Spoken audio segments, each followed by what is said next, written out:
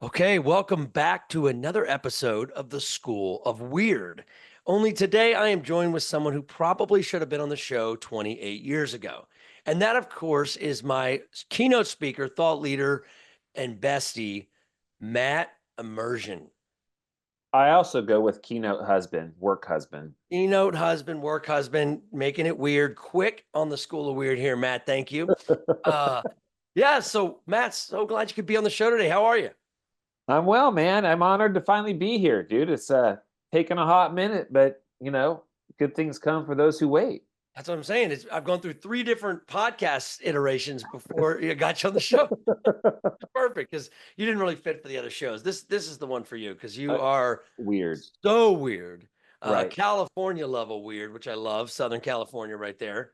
And so, all right, Matt, for the viewers who don't know you as well as I do, why don't you tell us a little bit about what you're all about and how you got to the School of Weird? Well, I'm all about creating a world where everyone embraces how much and why they matter. And I've been doing this work for 17 years through the form of a nonprofit organization, a couple books, a lot of keynote speaking.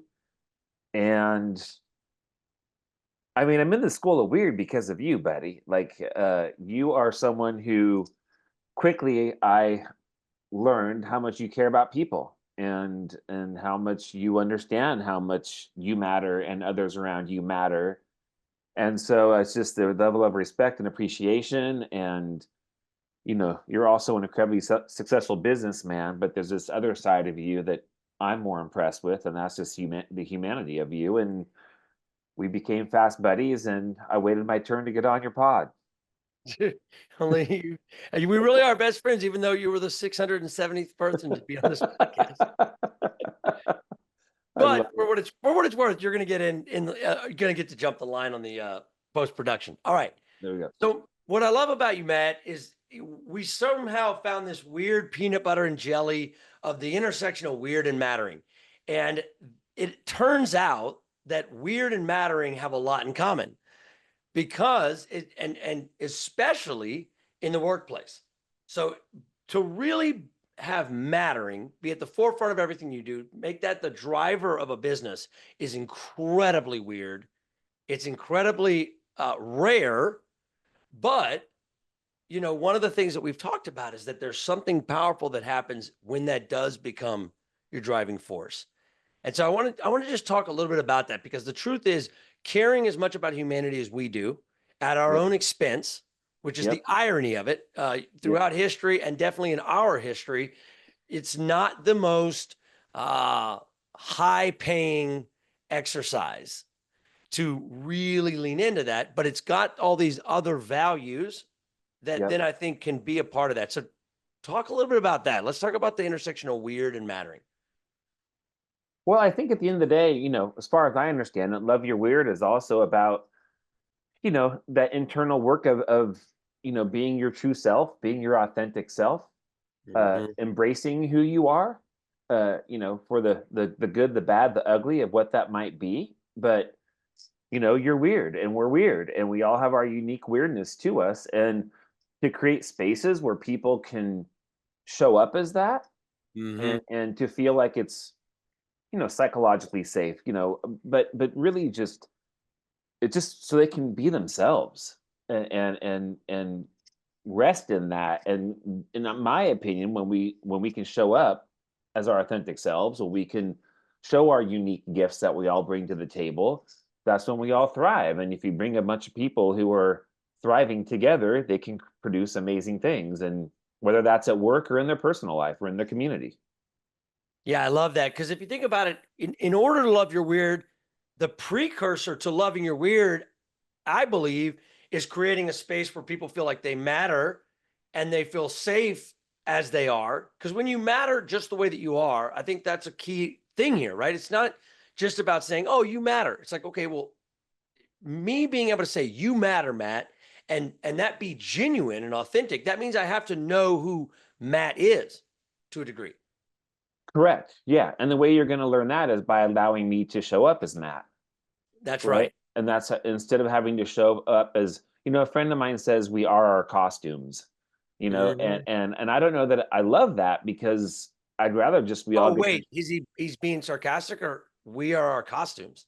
we are our costumes, meaning that in different aspects of our life we show up, literally wearing different clothing, if you I'm will. aware, and Yeah, it's funny you mentioned that because I actually call them masks, there you go. costumes, masks, uniforms, whatever it is. But so he's arguing that we are that.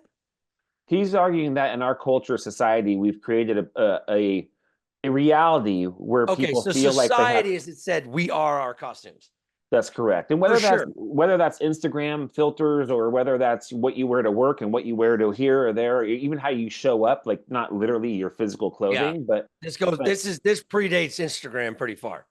absolutely, Yeah, absolutely. And the he told me this because I used to work in a corporate gig, and I would wear a suit all day. was that the But I music business no, this was before the before that? music business, but it's right when I also started managing my very first band. Wait. Do I know about this corporate gig? What are you talking about? You showed up in a suit. Okay, wait, tell me more. Have you hidden this from me? Have you hidden this costume? I What don't is talk this? about, yeah. Okay, what Uh, were you selling? I have my Door-to-door MB, I vacuums? have my MBA, and I used to wear a suit. Wait, you have an MBA? Stop it. No, You okay, didn't know? I kind of knew that. I kind of knew that. But Yeah, the suit piece, what was this? Door-to-door, like selling Amway? What were you doing with that suit? close. I was selling M&Ms and Snicker bars. Yes, I love it. Like in bulk or one-to-one? I worked for M&M Mars. Oh, you actually worked for Eminem. Okay, I thought you were going door to door selling. No, My no. kids love that, by the way. They would join you in a second. You'd have Yeah. 16 members immediately if you're going door to door selling it. Yeah, so I would go to my day job, and then I Mhm. would maybe show up at a studio, for example, and I would change Mm, into my jeans with holes in them, and my Converse, and the T-shirt, and it's like I was wearing my costume mhm. depending on what part of life I was in, and I get part of that. I understand that. I appreciate that, but I think a little bit less literally, that we don't feel like we can show up as our authentic self in all parts of our lives, A and, hundred percent and until that something happens where we break. until something happens where we break, we realize we have to. It's just who we are. But I think also on the flip And side I of don't that, mean break a piece of your Kit Kat bar, which was your old job. that's Hershey, bud. Oh, sorry. Oh, what's the difference? All right. Yeah, what's the All difference? I know is there's a million bars of every brand you could ever work for in my cupboard right now. We put Yeah. it high, and I walk in. There's like 4 ladders. It's like, what the? Man? You can't hide this candy crack from these children. I No, tell you you what. cannot. Hey, flavors hook the kids. Uh, Mhm. All right, so you weren't anyways, Kit Kat, got it. But what about? Okay, so I'm assuming you didn't go from wearing a suit at Mars and selling M and M's to where you're at now without some sort of a breaking point. absolutely. Yeah, absolutely. And my breaking point came along after Eminem Mars. It was when I was full throttle in the music industry, Mm-hmm. and creating this life that I thought mattered, and was defined by, making a lot of money, corner office, working for the Kardashian family, red carpet to the Grammys everywhere, working with the biggest celebrities in the world, and thinking I was pretty cool. And one day Yeah, on a it is Monday, cool. it was cool. It was cool for a kid my age. It was awesome. Hell yeah. And then all of a sudden, I started looking around, being like, I was like 30, in my 30s. And I'd be at a bar, I'd be at an event, I'd be at a celebrity's pool party, and I'd look around, I'd see this dude across the way who looked like he was probably 50 or 60. And I'm like, am I going to be that dude one day? Yeah. And all, Yeah, you yeah. are. And all of a sudden, I felt this churning inside of me, and I felt really unsettled even being in these places. And Mm. I find myself leaving events like right away. I just didn't want to be there. Something felt off. I didn't really connect it to what was coming. I didn't Mm. know what was the ledge I was driving towards really quickly, but eventually, it's like, they say, you know, someone says, "God, where are you?" And he's like, "I sent you a helicopter, a boat, a submarine, or whatever." Yeah. Yeah, eventually, I just hit rock bottom, and Mhm. woke up on a Monday morning, massive panic attack. turned into anxiety disorder and depression and a lot of suicidal ideation. And I realized that everything that I thought mattered didn't, and I Mm, had to start over, damn. which I think you can appreciate. Yeah, it's interesting. I've been going back and forth to figure out, is it possible to get to a place where you truly love your weird as an adult, or a place that is truly continuous or limitless growth, as we've talked about, Yeah, without a moment like that? And I'm not sure it is. And I hate to say that because, it's not that encouraging to the young folks. Um, no, but it's one of those gifts that until you go all the way through it and you're looking at hindsight, it doesn't feel like a gift. But for you, I mean, how long ago was that? that was 23 years ago. God dang. Okay, Yeah, so you've told me that before because you've been speaking for about 16 years now, right? that's right. Yeah. And so this is 6 years after that you started your mission. Yeah, I went on about a 6-year healing journey, Wow. between just, learning about myself, reading a lot, going to seminars. I had an amazing therapist who I aptly call my expensive friend. And Yeah. we put a lot of work in, Well, that's man. where I got the expensive friends idea. That must Yeah, have I been from know you. you got it from me. It's cool. Never See, that's sent just never great. sent me $1. Uh, but uh, but yeah, so I had to put in some work. Donated a little bit of every Monday Matters. I'm not the biggest donor, but come on. You did donate. You did It's more it's than enough, $2, I think. buddy. Such a good tax deduction. Yeah. Um, yeah, man. So I had to go on this journey. Back to your point, part of why I started this Every Monday Matters and I wrote my first book in 2007 is because my hope was that I could help just one person not hit as hard of a rock bottom as I hit, Or as long. or What for if as it was long, not as long? or for as long. Because the Yeah. sad truth about it, man, is that some people, when they hit, they don't recover. Right. Yeah. And that rock A bottom lot of could people. be the end of their life. Mm. And so I was lucky. I number one, I had a crazy work ethic because I played water polo my whole life, and I played in college, and I know what it means to put in the work. And number Water two, polo, huh? yeah, I don't know if you have that down in Lafayette, Louisiana, but Not much. I'm sure there's like one club 75 miles from here that probably practices on Sunday nights or something, but that's and, not big down here. So and they're big called water they're polo called the champ, Gators. huh? Yeah, The gay ters, if you know what I'm saying. Gators. Yeah. Uh, Because we yeah, just love to man, do it. We just love to do it. We're happy doing it. they're happy doing it. Yeah, so it took time, and my hope was just I could help one person, and that's how this started, and Mhm. it's turned out to, I don't know, we've reached over 4 million people now, so That's incredible. it's kind of wild. That is incredible. And so, this whole experience around mattering and the work that you're doing now, do you feel like it's mostly like with educational still? Do you do it in corporate settings? I mean, I've seen you do it in a lot of different places, but where is it now? Where's it going as far as this movement of mattering? I know it's been such a big thing in your life. Yeah. You've been a nonprofit, you've done these keynotes. What do you feel like is next for the mattering movement? Well, it started in education. That's where it started. And just educators who got my first book and said, "Hey man, we need this in schools like pronto." And so we created a school curriculum that is now in all 50 states and 6 countries. It's a free K through 12 program helping kids connect how much they matter to themselves, to each other, to their school, to their community, to their families. And then the second vertical I would say is corporate. So I started doing keynotes because I wrote this book. It started with just little groups here and there.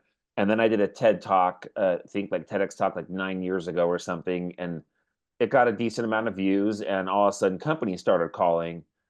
And so I started speaking for companies, and then they wanted more. Like, how do we maintain this? So we created ongoing leadership workshops. We created give back experiences, team building experiences, um, ongoing culture programs that we do throughout the entire year with companies. And then the most recent addition to the nonprofit offerings is we now have a program for senior living communities. And we are Oh, helping that's our cool. senior population, who certainly deserves to know how much and why they matter in the final chapter of their life, have programming. But I kind of have teams for that. I spend most of my time in the corporate space, Okay. in the form of Yeah, I love that. And what are you trying to accomplish in this corporate space? well, I think that there's a unique opportunity, man, and I feel it this way today more than ever. It's we found ourselves in this place where we're so disconnected, we're so isolated, we're lonely, Mhm. we don't feel well, we're confused, and I believe that companies present an incredible opportunity to not position it as like, don't come back to work because we want to keep more of an eye on you, which is kind of how I think the tension that we see in the system right now. But come back to work because this is where we get to connect. This is where we get to find Oh, purpose. I actually This really like that. I this is like that. yeah, this is what a But you lot have of to things we're do it. look The you problem have is to you have to do it. actually do it, and I think that's something we have to solve for. But I love what you're saying is that like I hadn't thought of it till you just said that, and I don't focus as much of my work on like this. Do we come back to work? Do we hybrid? All that kind of stuff. Sure. My work is not specialized in there, so I haven't thought about as much as you. But that does check out about the like true human connection versus digital human connection is like a real thing. Do you Of highlight some of course. that in your work or your research? Have you dug into like that part of it? I don't present myself as like a workforce, like whether you should come in as hybrid or remote or in-person specialist. You know, I in But you some ways found yourself in the conversations. well, in some ways, dude, I'm just a really basic thinker, and my Yeah. concepts, the mattering I did mindset. know that about you, Yes, I'm a little smarter than I look, but it's still pretty basic. Yeah, which is great though. yeah, Honestly, right. if you're talking to the masses, that's great. Yeah. So I keep it pretty simple, man. And it's like, you and I have discussed though that people are fleeing the institution, that their lack of Yes. trust in the institution, and whether that's government or the All church institutions. or the Yep. all institutions. And there's like No doubt. 11 categories that make up the institution index. No. And the number of the trust level in that index is just as low as it's ever been.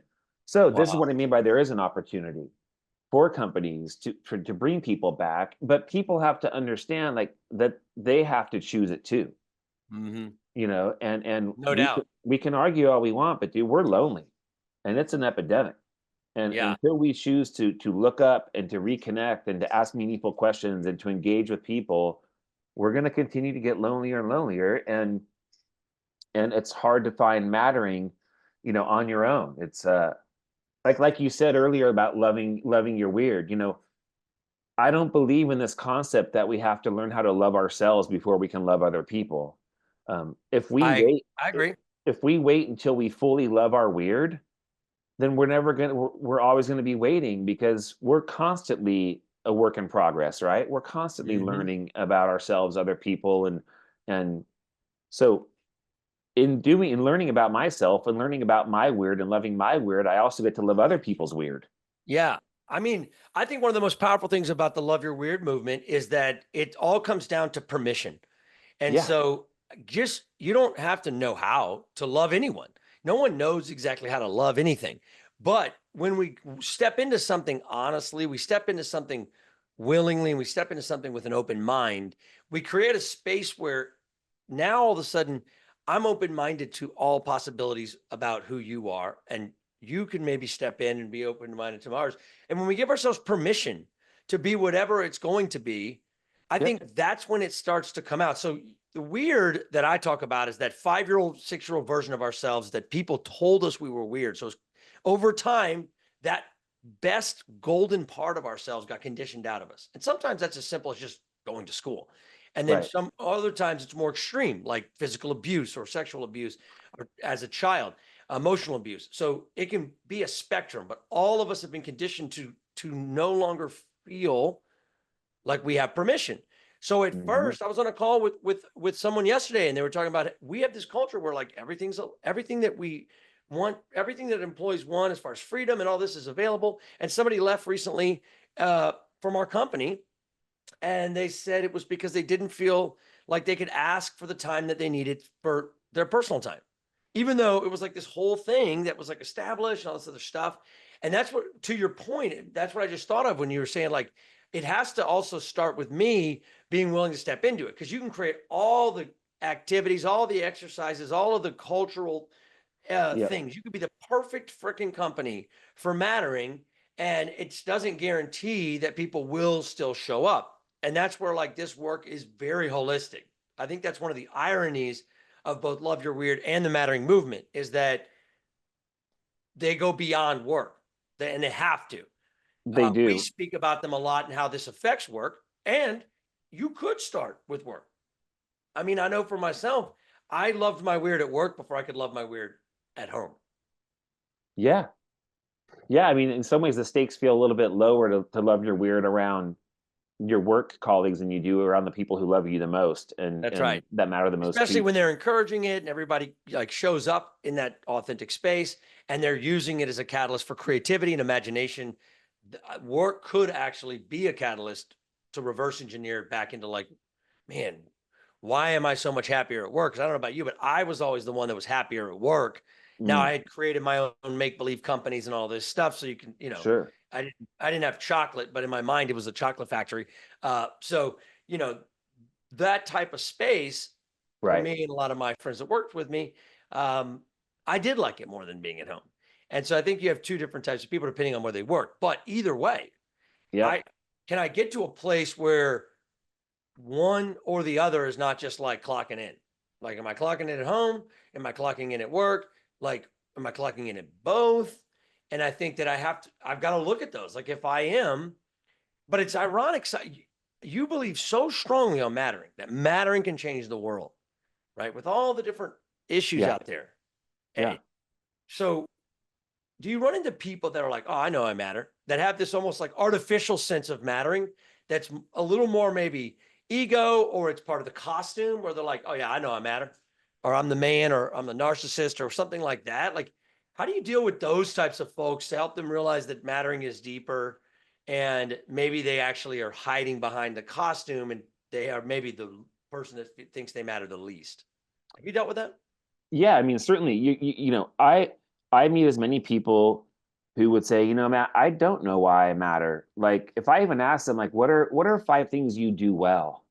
A lot of people have a hard time even answering that question, Wow. right? On the flip side of that, I have people, and we see people in our culture that Mhm. believe they matter, but for all the wrong reasons. I Yeah, thought or matter more than other people. yeah, or matter more for all the wrong reasons. That was, in some ways, that was me in the music industry, not to the level of what we see in today's culture and just read the headline news. You're going to see someone who thinks that they matter for all the wrong reasons doing something wrong. Right. I mean, the first thing I think we have to do as a humanity is understand that, like, as much as we do good in the world, like, we are also the ones that are screwing this thing up.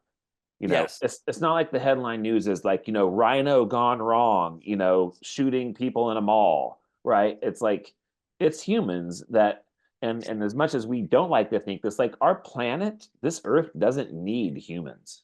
Mhm. It's just fine without us, right? Mhm. So we put a mattering, those folks that put mattering in this place of like, they do believe they matter more than all of it, like they are the center of the universe, right? Mhm. And they need a little bit of an adjustment, themselves. It's but as a nonprofit organization, and what inspired me about to create this nonprofit was I saw nonprofits for you know fresh drinking water, clean drinking water, Mhm. for food, for Yeah, build an shelter, orphanage. Yeah. build an orphanage, for animals, for diseases, Homeless right? shelters in my case, right? In your case, Kids, yeah. homeless shelters.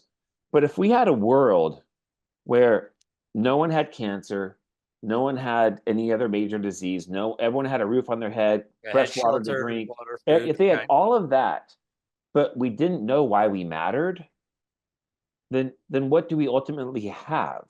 And And so to me, the mattering was the piece that was missing.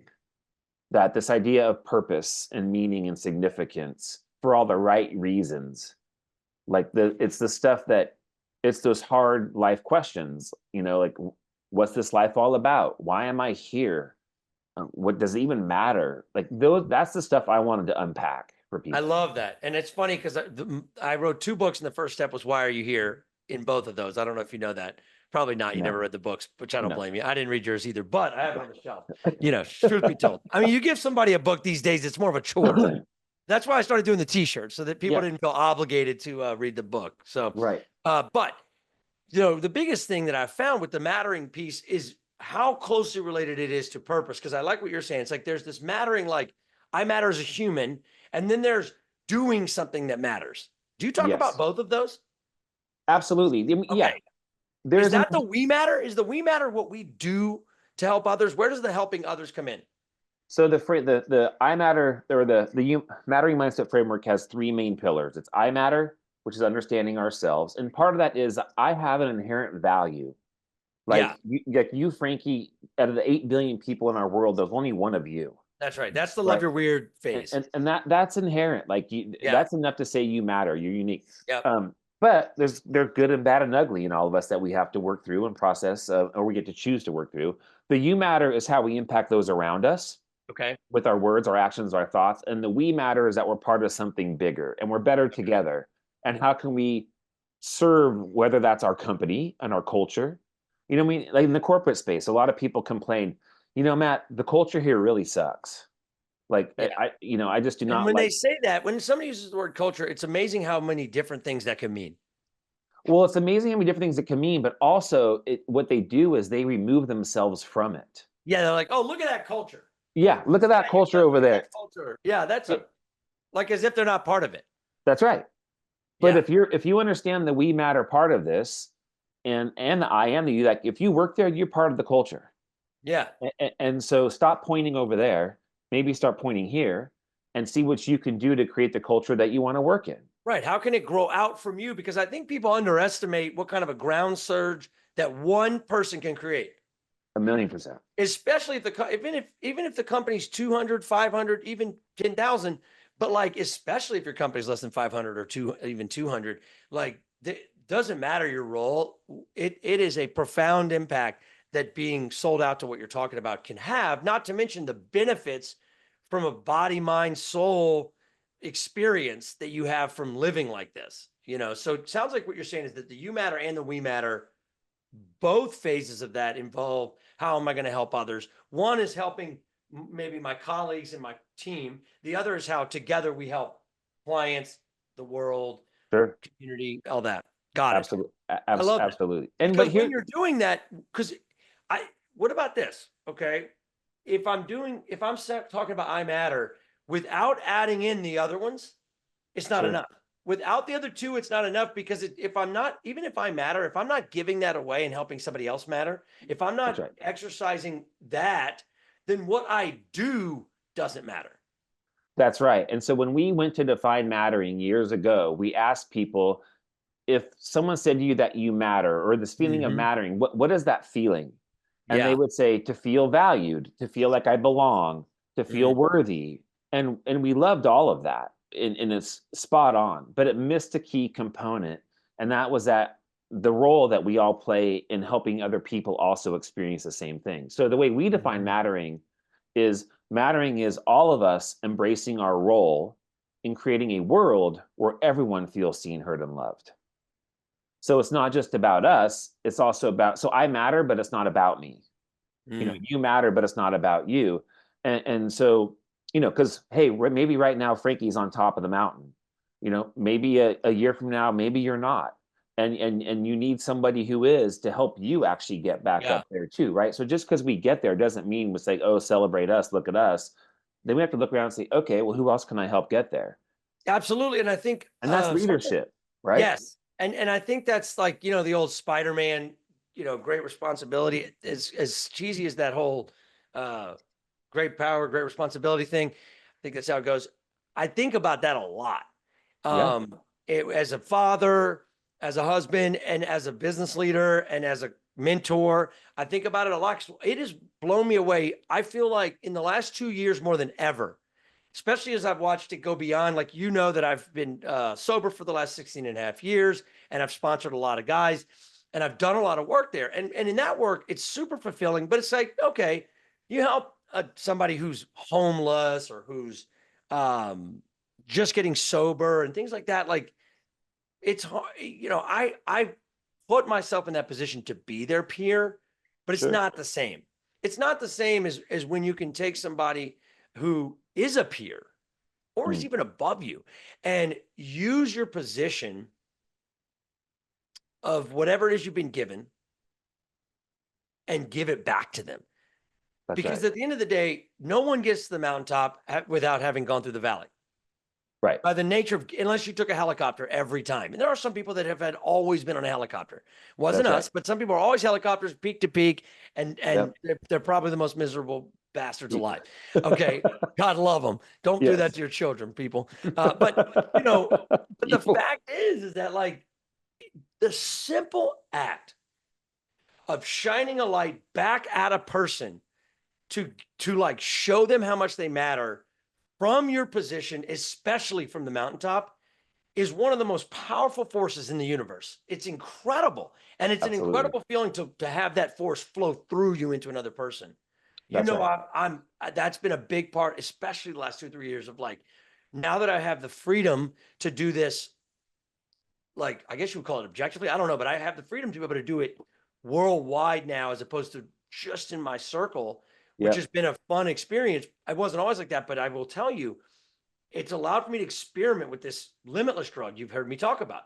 Yeah. That limitless drug is essentially just getting all the way out of the way, giving what you have, especially if somebody looks up to you, especially if somebody thinks you're a leader, especially if somebody has you on some sort of a mountain pedestal, the power you have to so easily and so freely give back to them and get Yep. so much of that energy flow through you into them, I think is just such an incredible, incredible part of all the work you're doing. That's why, for me, I've always loved the mattering mindset because of that. Yeah, and I know that the word service gets used a lot, but another word I love is contribution. You know, Yeah. and wherever I am in any given environment, I'm always looking to say, what can I contribute here? Yep. Right, right. And adults make 38,000 choices a day. So of those 38,000 Are some choices, of those subconscious? oh yeah, and it Oh, might be some of like, them are to breathe. oh, some of them might be what color socks you put on that morning. Got it. What you ate for lunch, that you chose to point your hand, whatever. But at the end of the day, of those choices that I make every day, how much of them contribute to something better? How many of those choices lift somebody up? How many choices say, hey, you know what? Hey, I'm gonna make sure this person knows that I see them right now. And I joke about this all the time, like in elevators. I'll say hi to you in an elevator. People think I'm weird. My wife Mhm. says I'm a creep, but I actually think it's weird to ignore somebody. And Well, so come to Louisiana and you're not weird at all. You're weird if you say nothing in Louisiana. So you love it down here, man. Yeah. Hey, Frankie, the one I thing don't though, even shake people's hands when I meet them. We just hug them. I love that. How I'm you like moving. that? I'm moving, dude. I'm doing lifelong research on how long is too long of a hug. Like, If what is the cutoff point that when the hug becomes too long? hold on, let me see. I think 1,000 if I've just met them. Let me see. Too, 1,000. Beyond 1,000, I think if I've just met them is too long. Where are especially you if at? especially if you kind of push the hips forward a little bit, then it becomes a little awkward. Yeah. Yeah. No, that definitely don't push the hips forward. But here's the thing, Frankie, with the mattering mindset, with understanding the power of mattering, with understanding the loving you're weird, I think that there might be business leaders that might think, these guys are out to frickin' lunch. Like, listen to them just kind of They're chatter weird. and they're Listen to weird, these guys. right? But And by the way, if you're thinking that, don't call us. right. Like, but at the end of the day, what I think we're saying, I know we're saying, is that we believe that people matter. It's people over everything, right? And Mhm. it's you have to invest in your people. You have to see them and value them and create this space for them to shine and to grow and to learn and connect. And like if we're not doing that as business leaders, then ultimately we are massively missing the mark, in my opinion.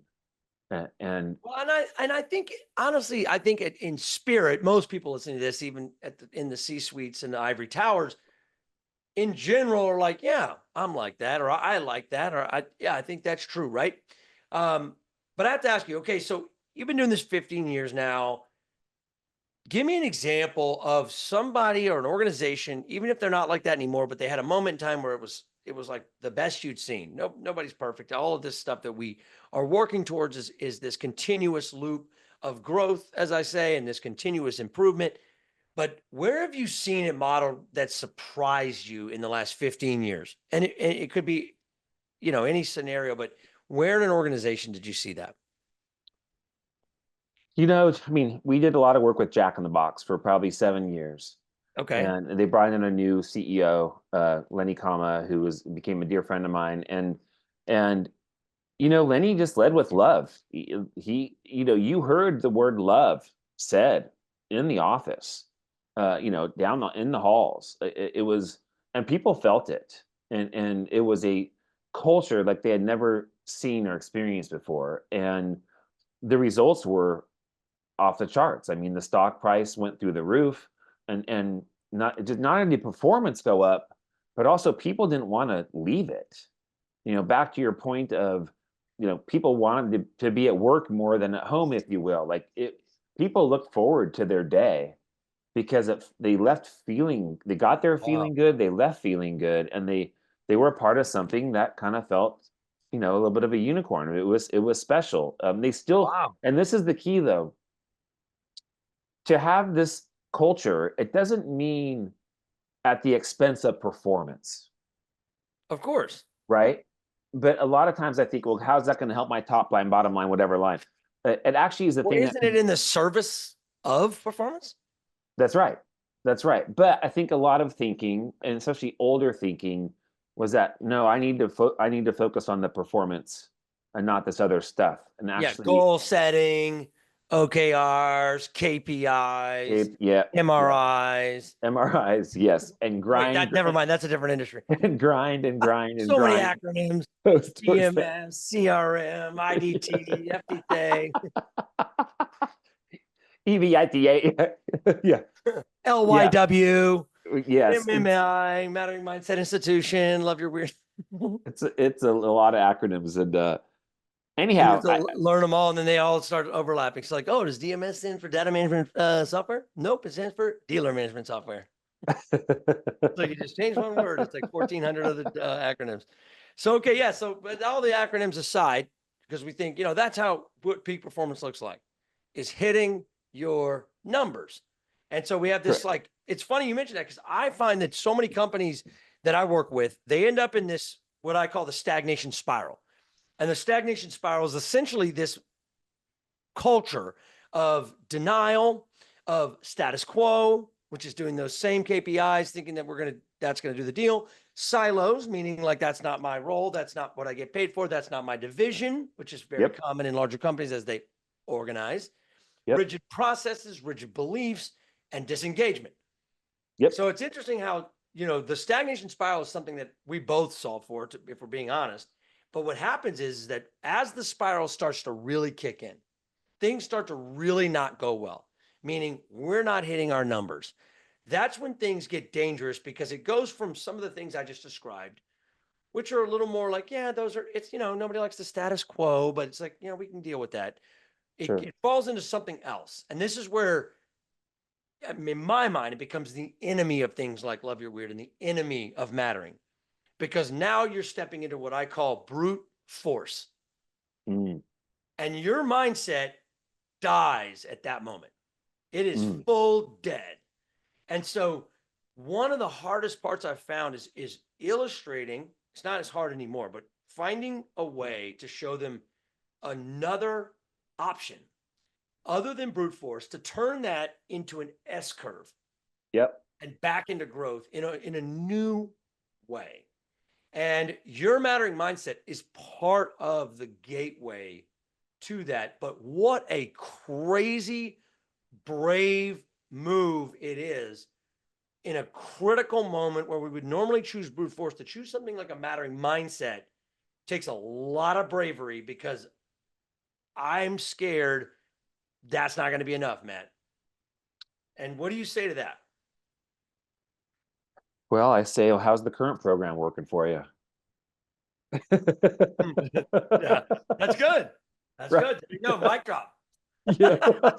It's actually pretty damn good. Yeah. No, it's not great, Matt. It's not great. I'm going to be honest with you. I'm going to be honest with you. Things are not great, Matt. Things are not great. That's hysterical. No, well, hey, for you, like, what do you do? How do you work with companies to help them to get out of that stagnation spiral into that growth loop, that S turn that kicks them on? Like, what are some of the things that you do to help your companies that you work with do that? Well, the first thing we have to do is square off on our fear of failing at it, Right. failing at doing something new. So people are afraid to do something new for two types of fear. We call it failure, but the truth is the fear is either one, I'm going to lose something I have, which means what I do have number wise is going to get worse, Hmm. or I'm going to lose my job, or they're going to fire me, or we're going to run out of runway or something like that, or I'm not going to get what I want. Mm. And what I want is I know that if I hit these three KPIs, I'm going to get this bonus, or we're going to be able to hit the quarter. So Right. there's short-sighted things, numbers, objectives, KPIs, OKRs, and MRIs that can be hit with these old brute force tactics. Yeah. But at what expense? I tell Hmm. people all the time, it's like, okay, what can we do new? Because doing the same is the problem. So companies think that success and growth comes from some success. That's where growth comes from. Right. But the truth is, success comes from failure. The reason we stop growing and we're in the stagnation spiral is because we've gotten so damn good at the same thing. We've gotten Mm. so successful, and that's why we're in the spiral. We're in the Right. spiral because of successful. Because like, hey, we've been doing this 50 years. I mean, how old is Jack in the Box? Yeah. Old. Old. Yeah. Yeah. So let's say 50 years. I mean, somebody like that walks in, it's like, hey, we're Jack in the Box. We've been 50 years. Like we know how it works. Things get a little sideways. We know what to do. Go back to what we used to do. And so we Right. think, okay, cool. We're going to go back to what we used to do. But the problem becomes when that doesn't work, we start to go harder. When sometimes the answer is less. A lot of times it's less because if we don't hijack this in a new way, then nothing is going to grow again and we will eventually become extinct. And that's being sped up by the opportunities of everybody else around them, all the competitors around them, embracing tech, machines, AI, and other things in a way that they didn't embrace. So you have all that going at the same time. So the first thing you have to do is square off on the fear of mostly failure. And as you start to reconcile with the failure as this opportunity, right? It requires a reset of the paradigm shift or the mindset as a culture to say, like, okay, we're willing to go from status quo, stagnation, and all of this into the old mindset that built the company in most cases, which is a Yeah. continuous loop of growth. So I call it the infinity growth loop. And Yep. the first phase is getting honest about the problem. So, really going deep into the problem, looking in the mirror, everyone coming together on it, and really starting to look at all right, we're spending a lot of energy on a lot of stuff. How can we come together on a singular problem like we used to do? Mm. Because that's the only way we're coming out of this thing.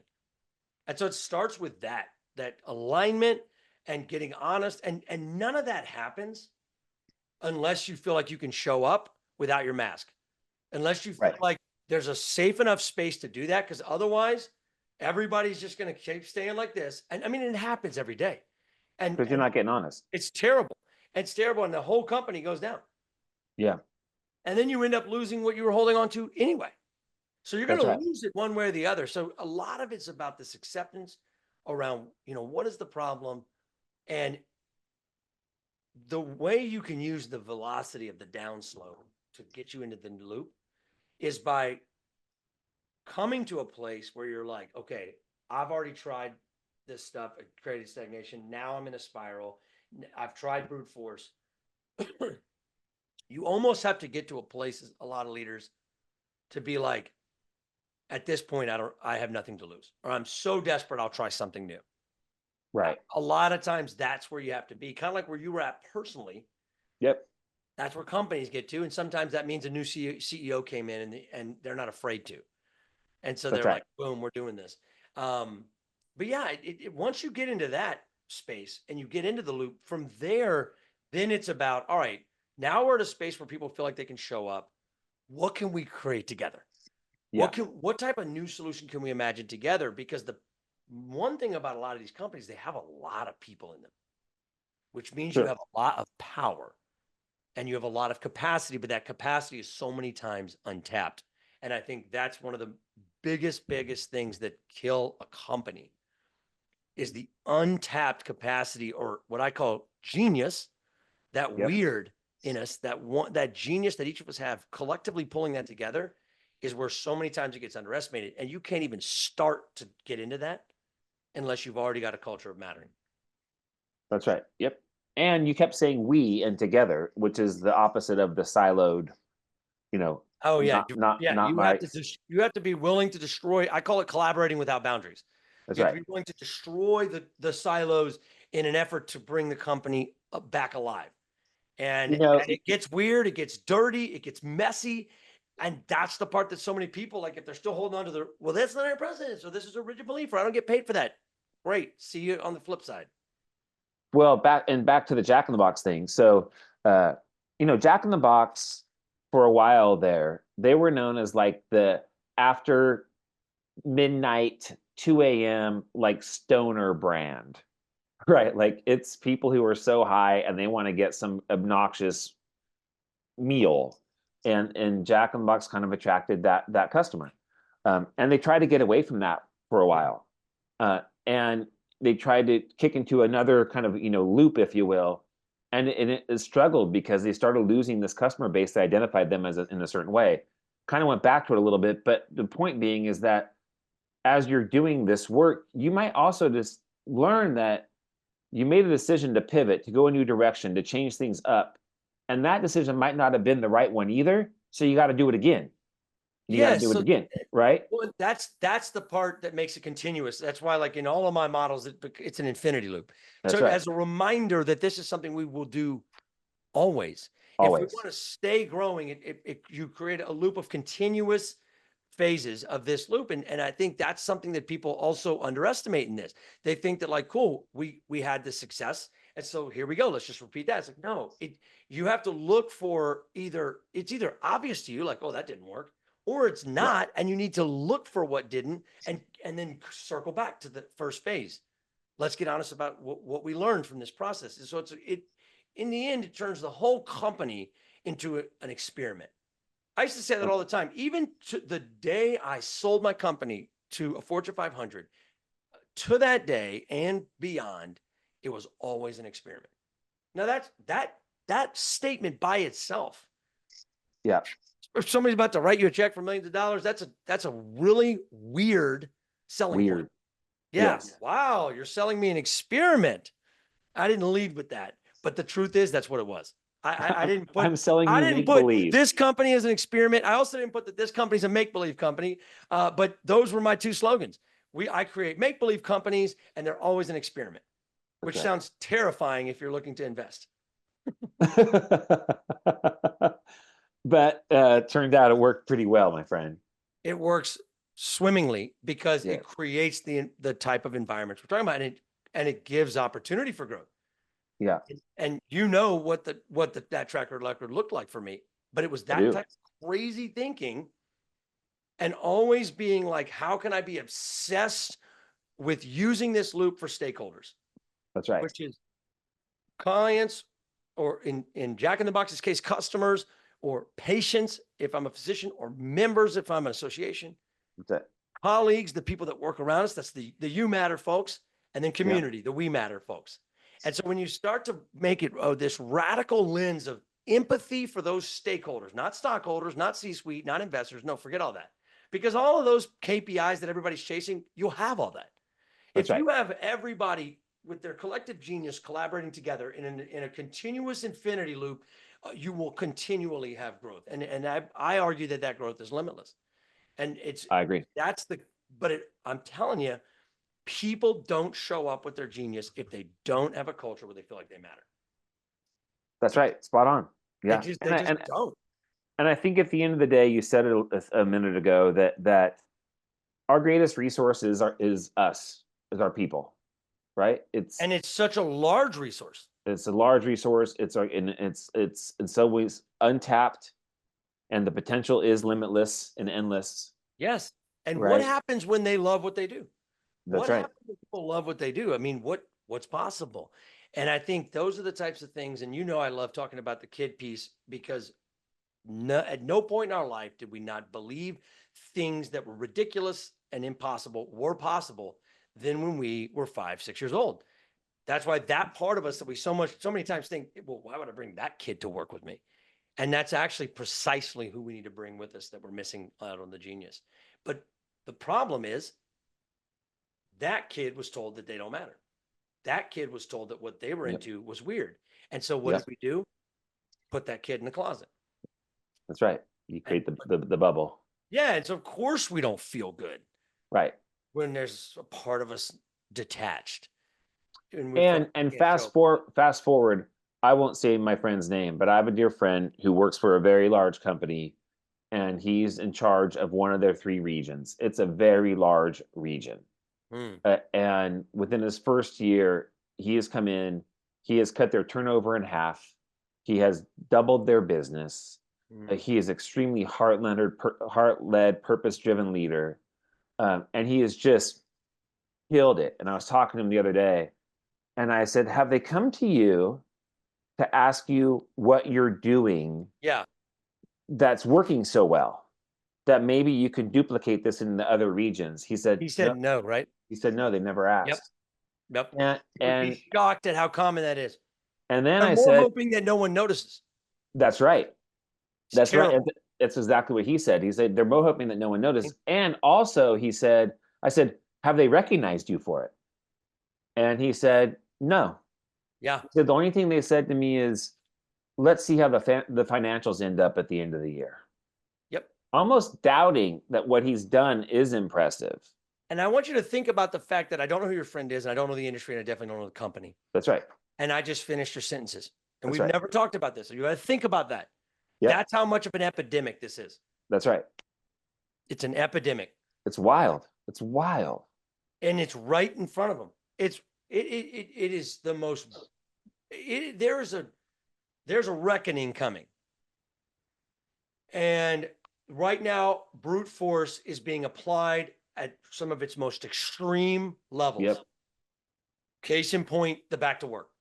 Back Yep. to work is the 2020s brute force case Move. study.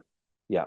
And I'm going to tell you that like a reckoning is coming. You and I've talked about this, and it's why I get so excited about the work that we do, because we're early on this. Yes. There will be a time not that long from now, 3, 4, 5 years at the most, that what you and I are talking about isn't even special because it will become the new norm. Yep. And you've heard me talk about this idea that we are building together of this new world of work. Yep. That's what it has to be. It has to be a new world because the world that we have now has to shift or break. I think they have an opportunity to shift and bend and adapt. I don't know if the norms and the paradigm shift will happen before it is a break, but one way or the other, it's going to change. And the sad part is there's a third option, which is the darkest option of all. And that's the option where like most of the livelihood that happens for humans at work is replaced by a machine. That's right. And the two worlds come together because mattering and the role of the human element, when underestimated and marginalized, will speed up machines taking these roles. And there will be a small group of people that it'll be the best thing that ever happened to them, as miserable as those bastards are. Yep. And the rest of us will be in a really, really interesting existence. And I don't think anybody's immune from it. And the two things happening at the same time is the part that it inspires me to go deeper into this work and to commit even harder to this work, because the rate of change is what cannot be underestimated in all these factors. No, it's happening at, as much as anyone, the speed at which this is happening. Yeah. The hardest part is being able to see it as it's happening. It's hard to see the full zeitgeist. Yes. And it's designed that way. Right. We're designed in a way where individually, I'm not even talking about all the media is telling us this and we have all these social media things and that's why we're in denial. Our nature is to go into denial so we don't get overwhelmed. Right. Well, and to your point, and not to be doom and gloom, but our public knowledge of everything that's there, what is 10% of what is there? At best. Right? That's the crazy part to me. Yeah. That if we don't double down on our humanity real quick, right? That's the part. Like, we know, we're seeing it, we know enough, and that's only maybe 10% of what's out there. Yeah. And, now's the time. Because once it turns into the full blown spiral, money's going to win. And that is the part that will be the final blow, is that money always wins unless humans win. And there's a world where humans can be celebrated and money can be celebrated. But many times that's not the world that we're walking into. And so to your point, money. Yeah. At the end of the day, are you saying shareholder value always wins? Basically, what I'm saying is that the almighty the money means two things: revenue growth and margin expansion. Right. Okay. And so inevitably, even the most human-centric people in the world will come to a crossroads where like, oh, this company's going to go away if we don't do something. So I have to do it. When we get to the I have to do it. Yep. To honor my role in the company, I have a fiduciary duty to my role in this company. I have to do it. That's when brute force has won. When I have to do it. That's right. You see, and it's like, well, we have to do it because the entire system is built around it. So we have to bail it out. But you can have both. You can have both. You can have the shareholder value if you don't go all the way to the have to do it. Correct. Yes. Unfortunately, so many companies end up at the have to do it moment. Right. And it's too late. It's too late. Brute force has won. Yep. And we're all just and it's always in inches, as they say. It's an inch here, an inch there. It's a 10,000 cut of employees here. It's 3,000 cut employees there. It's inches. That's how they get us. Slowly rise the water as it boils. Success by cuts, dude. Unbelievable. Best plan ever. So moral of the story is help your people love their weird. Create spaces where they know that they matter. They can do their best work, show up authentically, honestly, play. And you can have it. Yes. You can have both. That's right. You can maybe have something both. You never had before that even succeeds what you currently have. Right? It goes beyond quarterly. It goes beyond just numbers on a dashboard. What it is a world where you can make money. It can be sustainable. You can have continuous growth. And you don't have to have dead bodies behind you. Yes. And that is why this message matters. I hope that everybody has enjoyed this. All right, Matt, besides Googling you got great Google presence. I mean, is there anything else I need to know about how to find you to just Google you? Google. All right. For those of you listening, MatthewEmerzian.com. EMERZIAN. Yes. Good luck remembering that. Matt Emerzian. You'll remember it. Just look up Mattering Mindset and Matt Emerzian. It's fun stuff. But love the work you're doing, Matt. Thank you so much for being on the show.